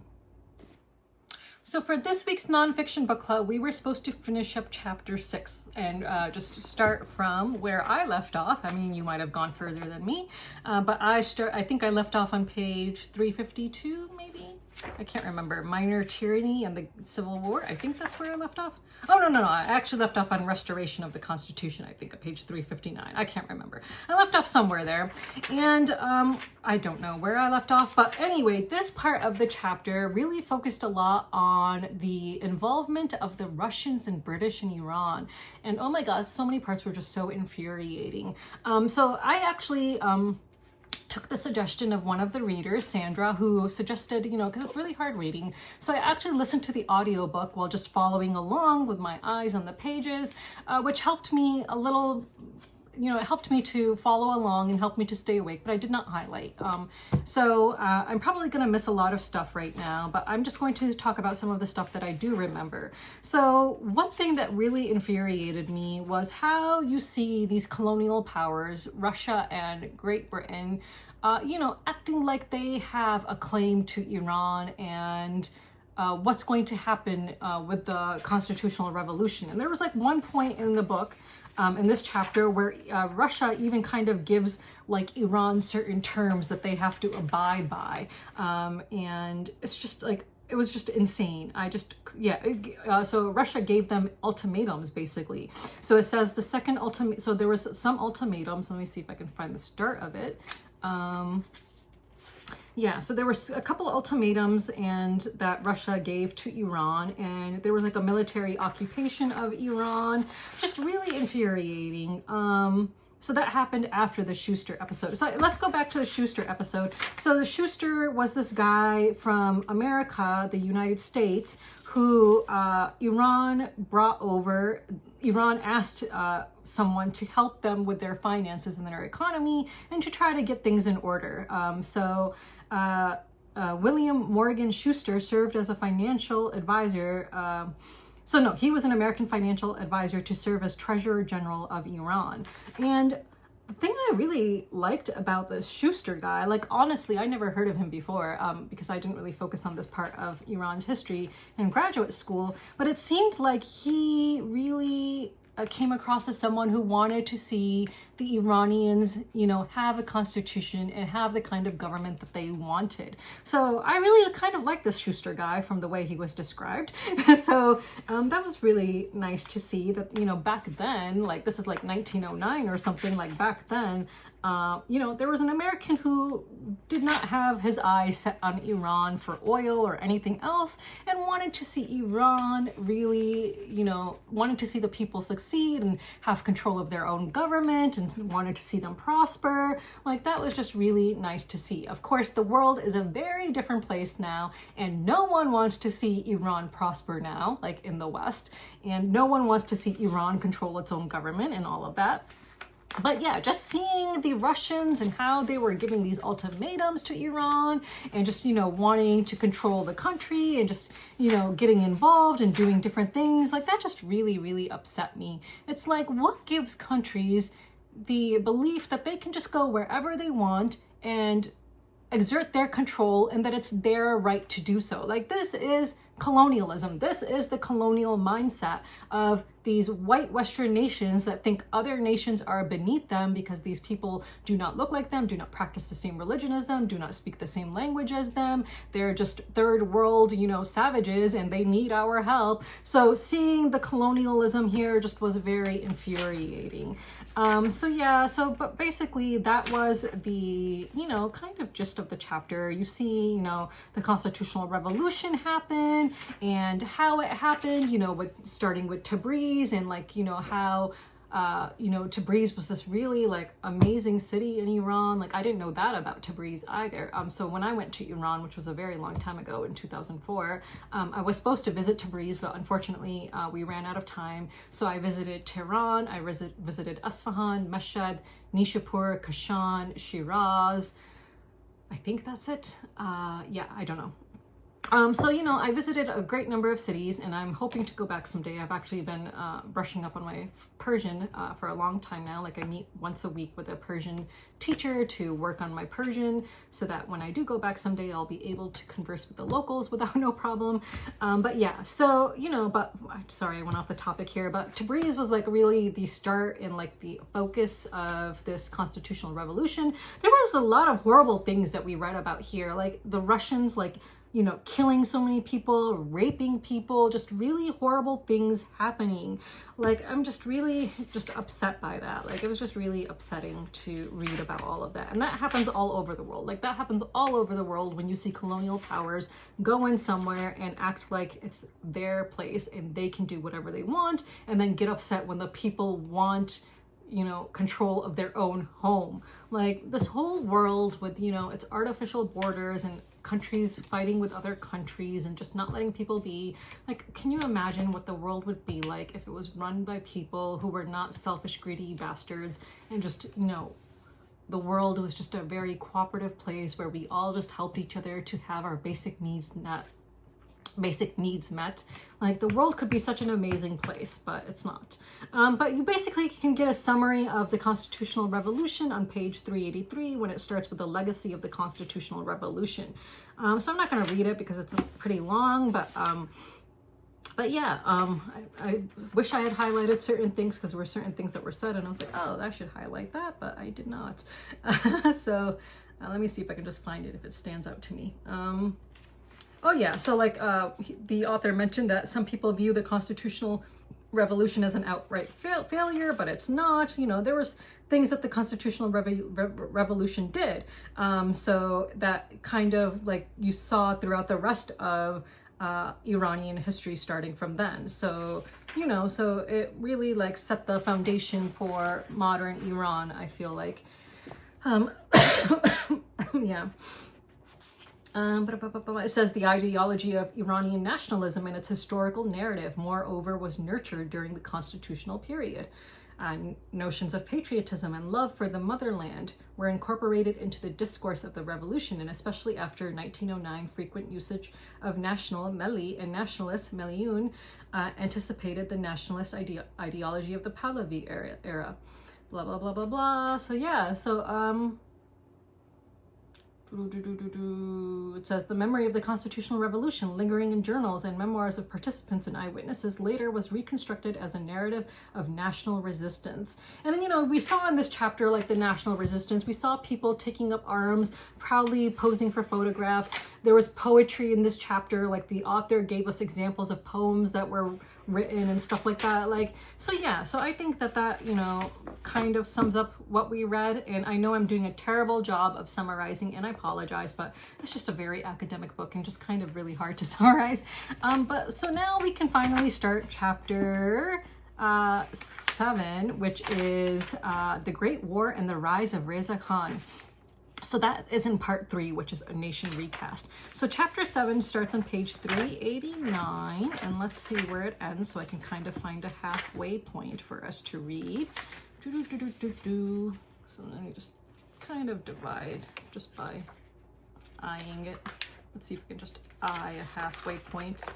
415-ish, even, no, maybe let's go this way a little bit more. Okay, yeah, let's read up to page 420 and stop where just before the coup and control of the capital. So yeah, stop on page 420. So let's read the first half of chapter 7 for next time. But let me know what you thought of chapter 6 below, if you were able to read along. And I'm sorry, I know I'm the worst, but Sandra did mention that she found an audio book of this book and is willing to share the link with anyone who needs access to it. So I need to email Sandra to get that link. And if anyone wants it, because I don't know if she's able to post it in the comments, or maybe she doesn't feel comfortable doing that, which is totally fair. But if anyone wants a link to the audiobook, let me know and I'll get it from Sandra, and then I'm happy to email it to people. So yeah, so if people want to follow along that way, then that's a way you can follow along without purchasing the book, which is very expensive and just very academic. So you'll probably never read it again after this. So yeah, so for next time, please read the first half of chapter 7 and let me know your thoughts below. So let's move on. So in this week's Rant of the Week, there is so much to talk about. So the main thing that happened in the last week is that this right-wing podcaster person by the name of Charlie Kirk was killed. And so if you don't know about that, you know, just turn on the news because it's all over the news. So this person was giving a speech or a talk wherever in Utah and was killed. He was shot in the neck. And the video of this, I've seen the video, and in fact, I posted the video in my stories, and I'll talk about why in a second. But basically, he gets shot in the neck, and then you can see blood spurting out of his neck, right? And at the time, they didn't know like whether he was going to live or die, but then of course it turned out later that he died. Now, this is a right-wing person who has said some really, really, really vile things about Black people, about gay people, about Muslims, about Palestinians, just about every kind of marginalized group out there. He has said some really, really horrible things about that group. He's someone who said that, you know, some deaths, gun deaths are worth it in order for people to keep guns. So he literally himself said that there are deaths that are worth it so that people can keep guns, you know, just innocent people being killed. Some of those deaths are worth it. So, you know, he has said some really horrible, nasty things about a lot of different kinds of people. Like, this was not a good person. And I think when someone like Netanyahu, who I consider to be the most evil man alive today, is mourning your death and posting about your death, that is indicative of what kind of a person he was. Like, if the most evil person is mourning your death. What does that say about you? So I posted, when news came out that he was killed, I posted a video of the blood pouring out of his neck into my Instagram stories. And I think I said something along the lines of, I don't condone violence, but far worse things have been happening to the Palestinians for 2 years now. Like, we have seen Palestinian babies have their heads blown off. I've seen organs spilling out of Palestinian babies and adults, of course. I've seen babies and children have limbs amputated. I've seen them missing limbs with body parts spilling out of them. I've seen skulls crushed. I've seen brains spilling out of people. So, one of the people I follow on Instagram, because I follow a shit ton of people that are Palestinian rights activists and stuff, one of them posted that if you are so horrified by the death of Charlie Kirk, just seeing that, if that image of his blood spurting out of his neck horrifies you, then you're telling on yourself. You're saying that you haven't seen the horrific images of Palestinians being killed by Israel that have been coming out for the last 2 years now, almost 2 years now. You really are telling on yourself. We have seen so much worse, so much worse. People like me and others who are very tuned into what's happening in Palestine, someone else posted this, we feel guilty. You cannot live a normal life during this genocide because you feel guilty. You feel guilty when you take a vacation. You feel guilty when you eat food because you think about all the Palestinians who don't have food. You feel guilty if you get surgery in a hospital with anesthesia, like I did, because you realize that so many babies and adults and children are having, to go through surgery to have limbs amputated without anesthesia. So you realize, every single thing you do, everything affects you and how you feel, and you feel guilt because there's people who are going through such atrocities that they do not deserve. And no one deserves that, right? So I posted about that in my stories. I posted about how, the Palestinians have been going through this genocide, and now all of a sudden you see people getting outraged at the death of Charlie Kirk. Now, I did not celebrate Charlie Kirk's death, but I also did not mourn his death. Not mourning for someone is not the same as celebrating their death. I didn't post anywhere oh my God, I'm so happy Charlie Kirk got shot and killed. No, I didn't post that. And number one, I wouldn't be happy about that because look at what's happening now that he's been killed. It's emboldened the right. It's made them, come together. And that's one thing about the right. They always come together. They are very unified, which the left absolutely is not, which we've seen since, during election season. So, why would I want this far right, lunatic to be killed? Because it's not going to do any good for people like me if he's killed. So whatever. I don't, to me, it makes no difference. If he were living, I would not care, but I'm not happy that he got killed. Now he's dead. I don't care. He's dead now. But I'm not going to celebrate his death, and I didn't celebrate his death. But I did make a post on Facebook about it. So I posted, I'll post a screenshot here, but let me just find what I posted. Because it might be a little bit relevant to what I'm about to say. So I posted, unsurprising how everyone who's talking about Charlie Kirk isn't talking about Palestine at all. Dude was perfectly fine, happy in fact, with Palestinian babies having their heads blown off and their organs spilling out of their tiny little bodies by Israel. What happened to him today isn't even half as horrific as what Israel is doing to Palestinians every day. Netanyahu, the most evil piece of shit alive today, made a post mourning Charlie Kirk. All the liberals who are pointing out Kirk's view on gun control need to get with the fucking program and see how what's happening in Palestine is always connected to what's happening here. Anyway, fuck Israel always and free Palestine. That is literally what I said. And nowhere in this post am I celebrating Charlie Kirk's death because, again, I don't think that there's anything to really celebrate. I'm not going to celebrate anyone getting shot in America because this country is such a shit show, and anytime someone gets shot, it just makes you realize that it could happen to you. Literally, you can get shot anywhere in this country. You just don't know when your life is going to end. That's just a reality of living in the United States of Israel now. And yes, it's the United States of Israel.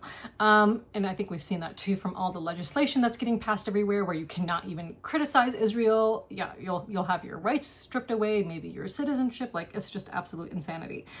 So yeah, I made this post just basically saying hey, what's been happening to Palestinians is far worse, and no one talked about that, but now everyone is talking about mostly people on the right side, are talking about Charlie Kirk and how what happened is so horrible and there's no place for political violence. Like, how dare you kill someone who simply expressed a different viewpoint than you, blah, blah, blah, blah, blah. So the whole industry was like in an uproar on Facebook. You had people unfriending people left and right. I got unfriended by a number of people, and I'm actually going to mention who because I think it's very telling. Of course, it's circumstantial evidence, and I acknowledge that as a lawyer, but I'm going to get into that in a little bit. But yeah, you had people unfriending people left and right. You had people posting about it, like, oh, I just unfriended a whole bunch of people. And you had people from the right unfriending people from the left, and people from the left unfriending people from the right, and blah, blah, blah, blah, blah, right? Okay, so lots of industry folks made posts about this, you know, like, for example, Sam Healy from the Dice Tower, or used to be part of the Dice Tower, made a long post about, you know, how horrible this is and blah, blah, blah. You know, has Sam ever talked about Palestine? Nope. Okay, so now all of a sudden we have this dude talking about how terrible the death of Charlie Kirk is.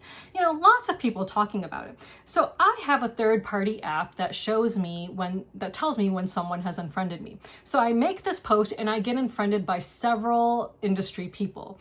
So one of those industry people is the designer of a board game. And I want to talk about her because she did design a board game. So I'm going to mention people who I think you know, can be mentioned, and it's okay for me to mention because they're either designers or they are involved in publishing or something like that. I'm not going to mention just your average board gamer who just happened to unfriend me. Like, I don't care about them, right?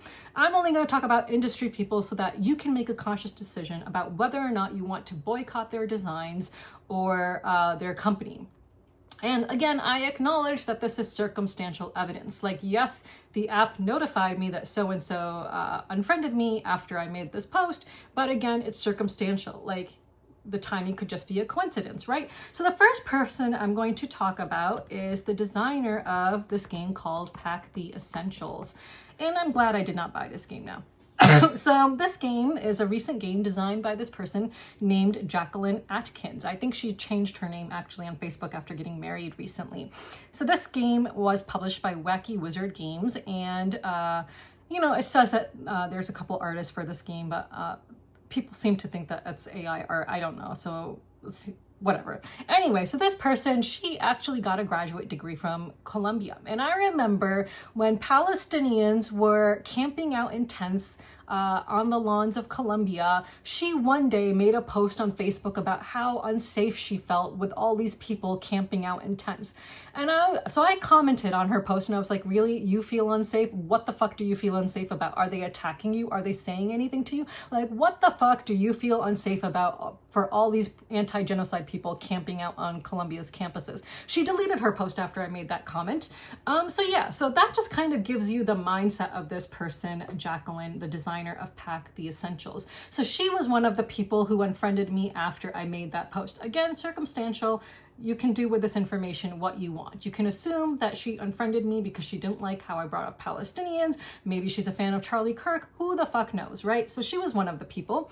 Another person who unfriended me was someone who's always kind of put herself out there as being like, you know, friends with everyone. Like, oh, I don't care what your views are. As long as you're a decent human, I'm gonna be your friend.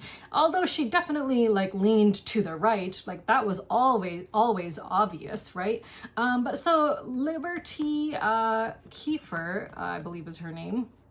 Yeah, so Cristallo, the designer of Cristallo, Liberty Kiefer, she unfriended me after this post. So I was like, okay, fine, what the fuck? I don't even talk to her. I don't care. And I've never played any of her games. And now I certainly won't. Like, I'm not gonna like play your games and give them any coverage whatsoever if this is the kind of person you are. Like, if someone mentioning how Palestinians being killed for almost 2 years now has gotten no attention, but the killing of Charlie Kirk is getting all this attention, like, if that upsets you for some reason, like, whatever, like, what does that say about you? So again, circumstantial evidence, I understand, but she is one of the people who unfriended me. And then the third person I'm going to talk about, so again, like 13 people or so unfriended me in total, but there's only one more I'm going to talk about. And he owns the publishing company called Envy Board Games, and that is Matthew Ryan. So Matthew Ryan, he used to work for the Gaming Goat, which was owned by Jeff Berggren, which, you know, all the left people, like the liberal people in this industry hate, right? Like all the people who I can't stand, you know, really think Jeff Berggren is like the worst human on earth and like talk shit about him all the time. I'm not saying that Jeff is a great guy. Like he has some really, really awful views, like that is for sure. But I'm bringing this up for a reason, right? So Matthew Ryan worked for the Gaming Goat. And in fact, I met him in person and even got a car ride from him when I visited Las Vegas in 2021. So he shared Jeff's views back then, but then when the Gaming Goat like was sold by Jeff and Matthew moved to Texas and he tried to rebrand himself, and I would say he successfully rebranded himself because there are a lot of people who now think that this guy is you know, a leftist and that he's, you know, all cool and whatever. Okay, so let me just bring up one of their games. I can't even find one of their games because I don't even know the names of any of his games. What was one of the? Oh yeah, the Meerkat game. There's a game currently from them on Kickstarter called Meerkat Kingdoms. Okay, so here we go. So he has a game currently on Kickstarter, I believe, called Meerkat Kingdoms. So Matthew Ryan worked really hard to rebrand himself once he moved to Texas. Like he, became friends with this gay Filipino content creator who I've mentioned a couple of times on my channel because this guy, he's all about diversity in his TikTok videos, but has never once mentioned Palestine. I've left a few comments on his videos about Palestine, has ignored every comment I've ever left for him. He actually currently has a game on Kickstarter right now too, called Marsh Hollow. So Matthew became good friends with this guy. They make videos with each other in them and stuff like that. So again, a gay Filipino content creator who's really big on diversity. So Matthew worked really hard to rebrand himself as being this like diversity first, like super duper awesome left-wing person, right? Okay, but he unfriended me, again, circumstantial evidence, I know, after I made that post. So then I was curious. I was like, why would he unfriend me when I made a post about how all the people upset about Charlie Kirk never talked about Palestine? And then I guess Matthew doesn't know that I was following his personal account on Instagram. And lo and behold, who does Matthew follow on Instagram? Charlie Kirk, right? And he follows Brett Cooper on TikTok from his board game account. Like, I don't know if all these people who he's friends with, like that Filipino guy, know this, but like, why would you follow Brett Cooper so that their videos can appear in your feed if you don't agree with their views? Why would you follow Charlie Kirk on Instagram so that all of his bullshit could appear in your feed if you okay, so to be fair, I follow people whose views I don't agree with, but they don't post about their views on their pages. They might post about it in their stories, but they post only personal photographs and stuff like that on their Instagram accounts. But Charlie Kirk posted way more than just stuff like that on his Instagram account. He's literally trying to brainwash people into believing as he believes. So, do with this information what you will. Does Matthew Ryan like Charlie Kirk? Does he support Charlie Kirk? Who knows? I mean, again, circumstantial evidence. I just think it's interesting, and so I'm going to point it out. So, there's people on Instagram, there was this one content creator. I think her username was Meeple Studies. I can't remember I'm not 100% sure, but if I looked it up, I'm pretty sure that that's what it was. So this one other content creator, running board gamer or something like that, made a post about Charlie Kirk's death. And this post was a quote from Charlie Kirk about empathy and how empathy is shows weakness and it's for woke people and blah blah blah. So Charlie Kirk himself doesn't want people to have empathy because empathy is such a terrible thing apparently. So this content creator made a post about that, and then this other content creator, who I think is Meeple Studies if I remember correctly, commented oh, how terrible, how insensitive for you to post this, a man was just killed, 2 children were left behind, blah blah blah. And another content creator who's a board game therapist or something commented, and so they got into it a little bit back and forth. And then, this content creator, she's going on and on about how the person who made that post about Charlie Kirk's views on empathy has no empathy for his family. And it's are you this fucking stupid?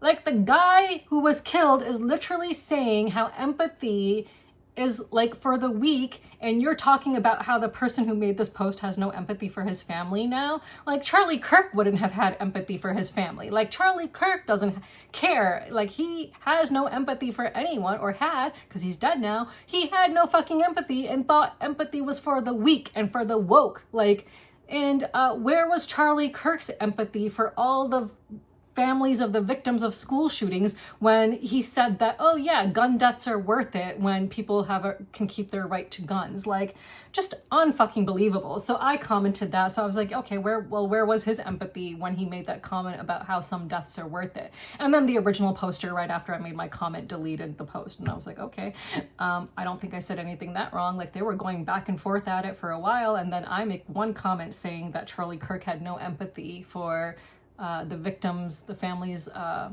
the victims of shootings, and then that person deleted their post. So yeah, so that's what, you know, has been going on in the board game community. So there's a lot of that going on. And then I guess, excuse me, I guess I'll talk a little bit about something else that happened. So, you know, while all of this is going on, by the way, this all kind of just serves as a distraction, right? It's a distraction to the Epstein files being released. It's a distraction to Israel carrying out its final solution of the Palestinians. Like, it's just an ongoing distraction of our rights being stripped away more and more in the United States of Israel. Like, every day something is happening that's stripping away more of our rights, that's making free speech, you know, disappear, that's making it a crime to talk about Israel and boycott Israel and all of these things. That's happening day by day by day. So anyway, so this content creator, who I've mentioned, I think maybe once or twice, but not really talked about much on this channel. We used to follow each other on Instagram and TikTok, Easy Cat, Jason Headley. So I just want to talk a little bit about something that happened. So Jason unfollowed me from Instagram back in November of 2024 and TikTok. And when he unfollowed me on both platforms, I had sent him a message saying how I was disappointed, and that if he did that because I'm outspoken about the genocide, that I thought that he was better than that, and then I'm just really disappointed. He never responded to that message, by the way. So I just left it at that. So he made a post on Threads recently. I'll just post it here, but it was saying something along the lines of, oh, you said keep politics out of it, you know, when it was about Gaza, when it was about Congo, when it was about the Sudan and blah, blah, blah. But now, like, oh, you're perfectly fine to talk about politics. Of course, he's referring to the right-wing people, right? So I got upset because, number one, I've never seen Jason actually condemn the genocide. Now, I'm going to, again, say something which I've said before, or at least if you have, you know, deduction skills, you can understand that this is how I feel. Raising money for a cause is not the same as condemning something, right? So you can raise money for Palestinians and never have condemned the genocide. And we've seen countless people in this industry do that, right? We've seen people raise money for the PCRF who have never once even called it a genocide, have never condemned the genocide, have never addressed what the root cause of the genocide is, and they continue to support Zionists in the industry. So for me, for someone like me who is very vocal about condemning the genocide, acknowledging who the perpetrators are, because we've seen how media in the West always, you know, the way that they talk about conflicts is when, like, for example, when they're talking about Russia and Ukraine, it's always Russia attacked Ukraine, Ukrainian child dies, right? But when it's Palestine, it's always Palestinians were attacked. It's always the passive voice. When they're referring to children, they refer to children as though they're adults. Woman killed in car. Really, a 6-year-old is a woman? That 6-year-old who was shot 355 times is a woman? No, a woman was not killed in the car. It was a child. But the way that the media talks about these things, you know, it's really just showing how dehumanized Palestinians and Arabs are. And so that's why I think it's really important that if you're raising money for a cause, that you're also vocal about that cause and explain who the perpetrator is, why it's happening, and why you need to raise money, right? So when Jillian and that group did the fundraiser for PCRF over a year ago, I think it was over a year ago now, did they once ever mention the word genocide? Nope, they did not. Did they ever mention who the perpetrator is and why they need to raise this money? Nope, they did not. Did they mention that Israel was killing Palestinian children? Nope, they did not. So here you have this fundraiser where you don't even acknowledge that there's a genocide going on, but you're just raising money for the Palestinian Children's Relief Fund and trying to avoid using language that would upset their Zionist friends and followers. And in fact, the vast majority of people who participated in that live stream support Kids Table Board Gaming and Burnt Island Games, a Zionist publisher. So that's why, to me, it's very important that people are vocal in their condemnation of the genocide. If you simply raise funds for a cause without really actually talking about it, okay, then what's the point? And especially if you are supporting Zionists and promoting Zionist products, that's basically saying, hey, I'm going to raise money for you, but I'm also going to support the people who want to exterminate you. I hope that's okay. Like, here's $1,000, but yeah, I'm also going to promote the games from this person who wants to see you killed and wants to see your head blown off and wants to steal your house. Please make that make sense. Like, make that make sense. It makes no fucking sense, right? So I responded to Jason and I said something like, and again, I'll just post a screenshot here because I don't have it in front of me, but I said something to him like, you know, Jason, please don't talk about Palestine because I've yet to ever see you condemn the genocide, blah, blah, blah, right? So Jason blocks me on Instagram. He had already unfollowed me on Instagram and TikTok, but now he blocked me on Instagram and TikTok. So what I do is I go to Blue Sky and I post the screenshot of what I said to him and mention how he blocked me. And in my typical fashion, I say something like, if you claim to care about Palestine, then you have to stop fucking supporting Zionists, right? Because claiming you care about Palestine while supporting Zionists is the same as saying Black Lives Matter while supporting the Ku Klux Klan. It's no fucking different. So he responded. So he actually responded and explained why he blocked me, explained that he's, you know, supported Gaza, he's done fundraisers, he's raised money, you know, blah, blah, blah. So he explained, you know, why he was upset by what I said. He said that he was hurt by what I said, which is why he blocked me. So then I said, well, and he also claimed that what I was saying was spreading misinformation. And I responded to him saying, no, it's not misinformation because I have seen you promote products from Zionists. Like, I have seen you do that. And, you know, and then he also said that the one time, because there was one time where he posted a video saying that he's really interested in a game from Kids Table Board Gaming. And I had simply left one simple comment on his video on TikTok saying that Kids Table Board Gaming is owned by Zionists. And he deleted that video. So to his credit, he deleted that video when I left that comment. Now that's a really easy way to, you know, handle something like that. Like, I didn't make a big fucking deal of it. I never even mentioned it on my channel because he did the right thing and he deleted his video. But in this case, you know, so I'm telling him like, no, I've seen you promote products from Zionists. Brandon Sanderson, the author, is a Zionist. And speaking of Jillian works for the publisher, which has like this huge publishing deal to publish Brandon's RPG or board games or whatever the fuck it is. So yeah, so, you know, Brotherwise Games really has its money tied up with a fucking Zionist, just putting that out there for you people to know. So, you know, Brandon eventually said, you can message me, you know, a list of Zionist publishers and I'll do research into them. So I was like, great, I'm going to do that then. So I asked him kindly to not block me on Blue Sky so that I can actually message him privately because I can't on TikTok or Instagram. So he didn't block me. So I sent him a message later that night, which was last night.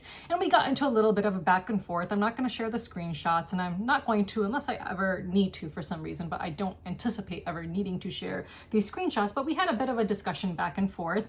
And, you know, I do think Jason is a nice person. Like, I've always thought he's a nice person. Yes, I was hurt when he unfollowed me on TikTok and Instagram. He explained that he used some bot cleanup thing, which is what caused him to unfollow me. Do I actually believe that? I'm not sure I actually believe that because, like, how would a bot cleanup thing think that my account was a bot? Like, based on the information available on my Instagram and TikTok, like, in no way or shape or form does my account come across as a bot. But okay, whatever. That was his explanation for that. And he apologized for never getting back to me with the message that I sent because he's again said he was hurt by my message where I just kind of like accused him like, oh, did you unfollow me because of my views on Gaza or whatever? So, he didn't get back to me, but he apologized for that. So all well and good. But, I did tell him like, I am someone who has been dealing with double standards and shit in this industry for a long, long time. Like I was vilified in 2021 for being vocal against a Zionist who everyone in this industry seems to fucking love. Okay. So, we had this back and forth, and I explained to him in my email that, yeah, I do pay attention to what big time content creators and small time content creators who have a lot of pull in this industry post and who they promote, because I'm going to point out all the hypocrisy and double standards in this industry. He didn't like the fact that, that I said that I would, check to see if he's going to post stuff from Zionists. Like, and we couldn't really reach like a resolution to that. Like, so, I guess I'll pose the question to all of you. Now, I do this for a few reasons, because Zionists should not be normalized in this space. So I'm going to continue to point out who is supporting Zionists. Zionism is no different than Nazism. Now, at the same time I was having this conversation back and forth with Jason on Blue Sky in private messages, I was actually questioning myself at the same time. Is it like, okay, am I going too far? Am I going too far every time I accuse, or point out the fact that someone is supporting a Zionist publisher? Is that going too fucking far? Should I just let it go that people are supporting Zionists in this industry? It's a very pro-Zionist industry, by the way. Like, should I just let it go? Am I just being crazy? Am I just doing too much here? Whatever. I don't know. At the same time we were having this discussion, I had posted stories on my Instagram stories about Zionism. And there was someone, and I'm just going to post those screenshots here, about how Zionists should not be accepted in our spaces. Zionism is the Nazism of today. And again, if you do not know this, you need to fucking educate yourself. It is on you to educate yourself. It is on you to do the research and learn what Zionism is.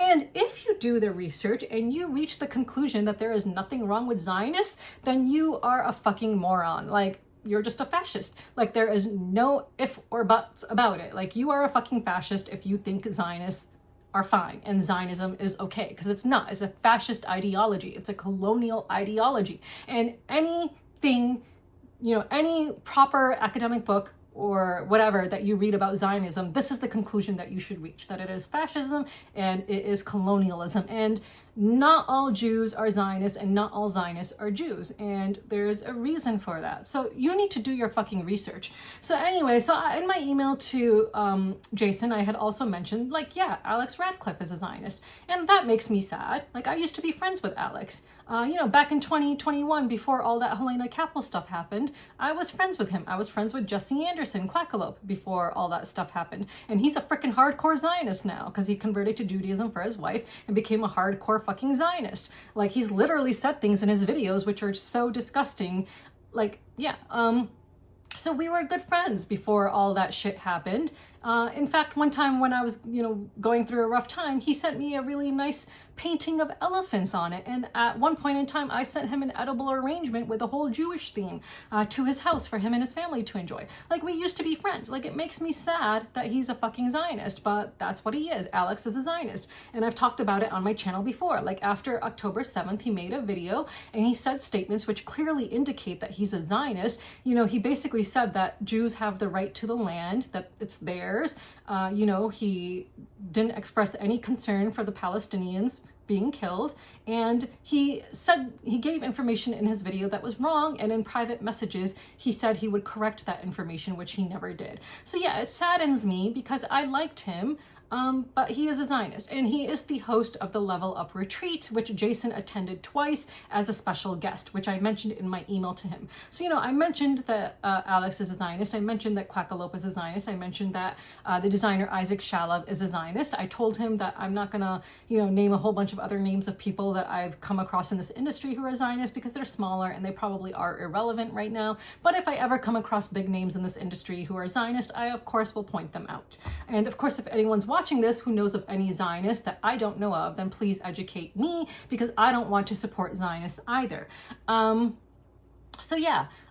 we had this discussion, but in the end, I was questioning myself whether I was just doing too much by telling people, like, you should not be supporting Zionists, and I'm gonna call you out if you do, and I'm gonna bring light to the fact that you're supporting a Zionist if you are in the future after you've kind of been put on notice.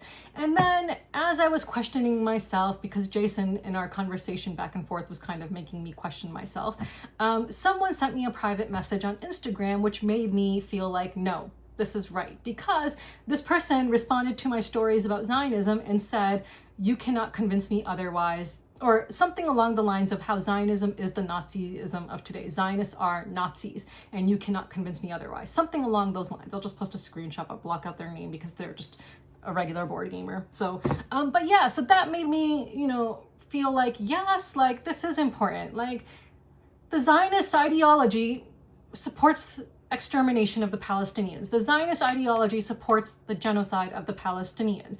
And when you support Zionists, you are normalizing them, and you are saying it's okay to have the view that Palestinians should not exist. It's okay to have the view that Palestinians should be systemically starved to death, and that they should be bombed and have their heads blown off and their limbs and torn off and their organs spilling out of their bodies. It's okay to steal their homes and kick them out of their homes at gunpoint and line them up and march them to their, the torture prisons. Like, that's what you're saying when you're accepting Zionists. You're saying that all of that is fucking okay when it's not. So, yeah, so, we didn't really end with some kind of like a, like a resolution really. Like he was just basically like, okay, you do what you do and I'll do what I do. And I was like, okay, great. Like, so yeah. So, I like Jason. I think he's a nice guy.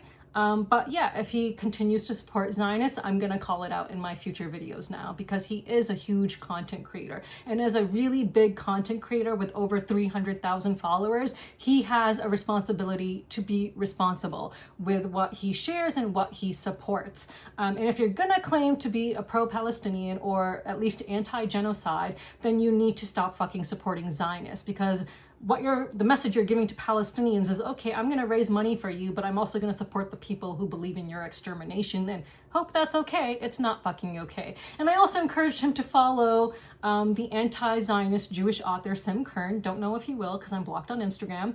I also encouraged him to follow this one Palestinian I follow, Janan Matari, who is now a children's book author.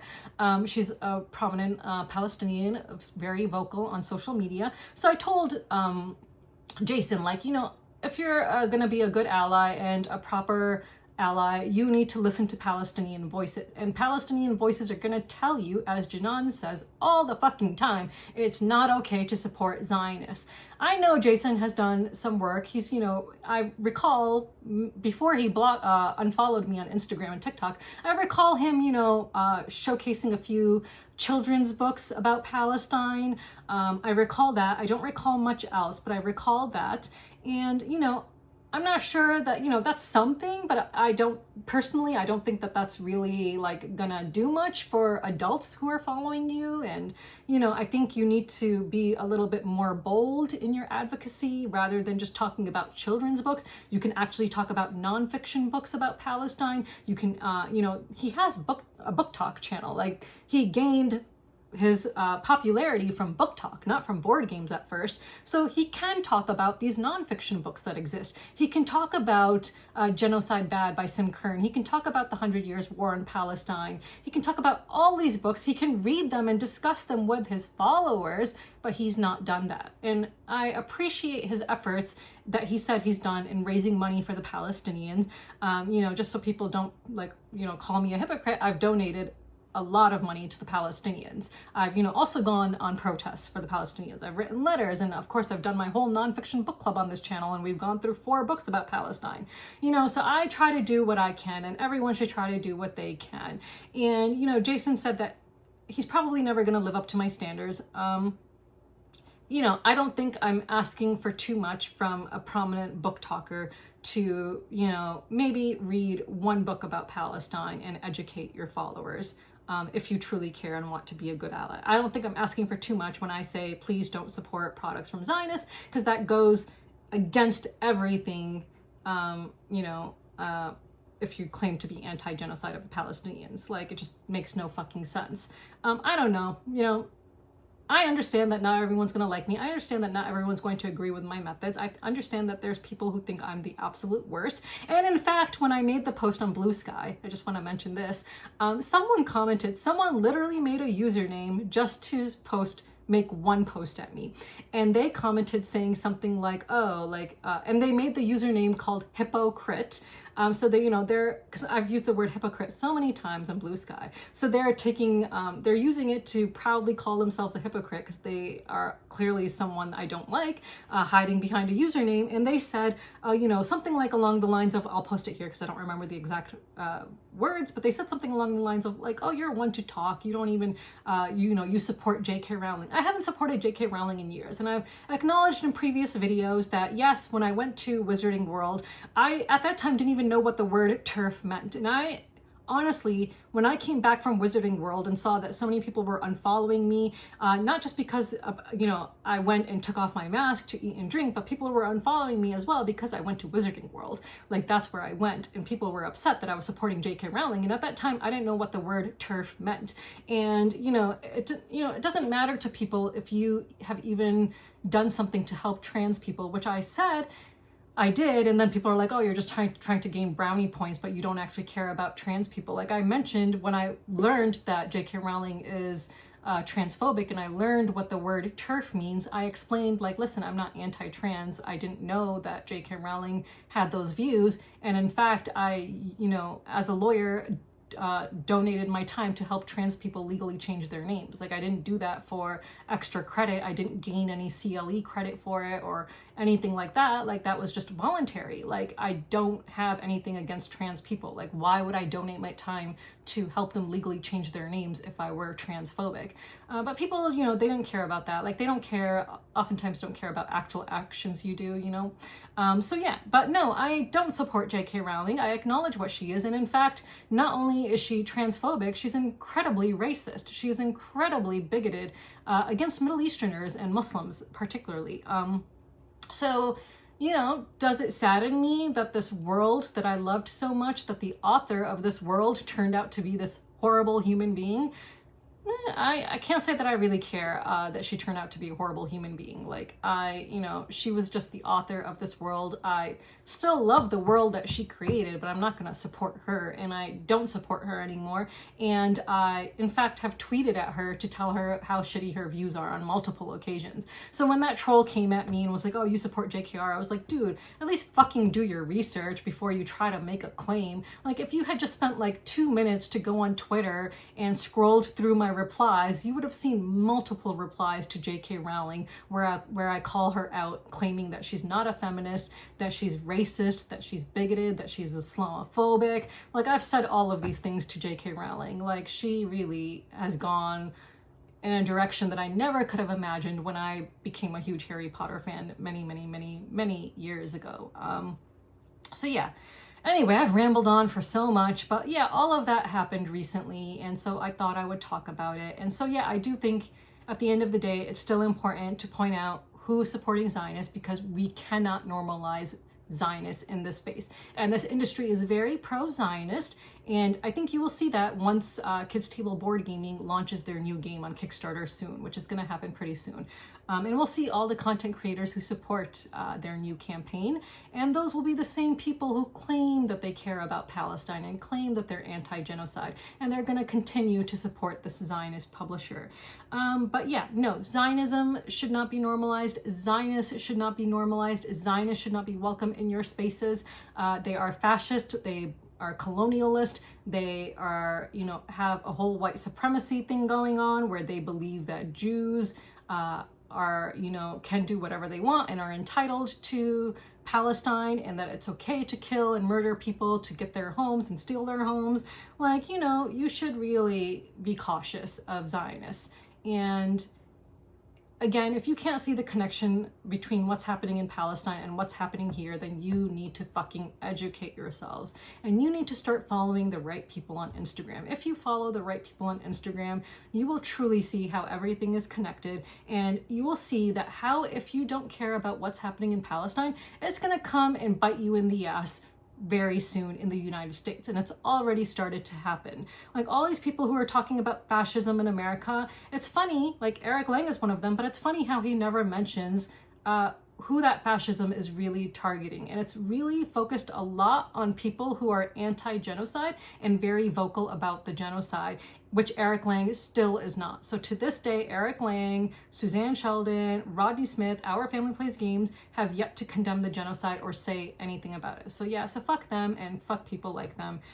Yeah, so I guess that's enough. I think I've rambled on for a very long time, but yeah, feel free to share your thoughts in the comments below. So let's move on.